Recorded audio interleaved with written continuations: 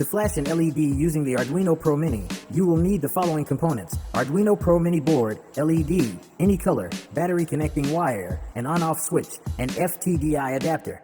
Connect the FTDI adapter to the Arduino Pro Mini as follows. Connect the FTDI's VCC pin to the Arduino Pro Mini's VCC pin.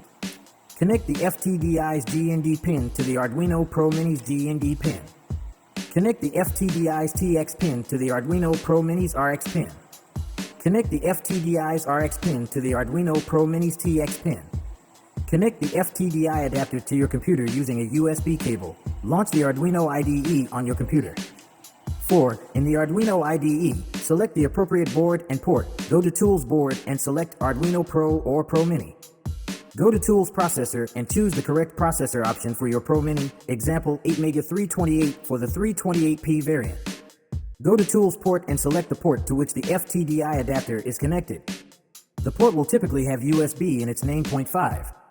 Write or open the code you want to upload to the Arduino Pro Mini in the Arduino IDE. 6. Press and hold the reset button on the Arduino Pro Mini. Here's how you can connect the components. Connect the longer leg, anode, of the LED to pin 6 of the Arduino Pro Mini board. Connect the shorter leg, cathode, of the LED to the GND, ground, pin on the Arduino Pro Mini board. Connect the positive terminal of the lithium battery to the VCC, 3.3V, pin on the Arduino Pro Mini. Strip the end of the jumper wire and connect it to the positive terminal of the battery.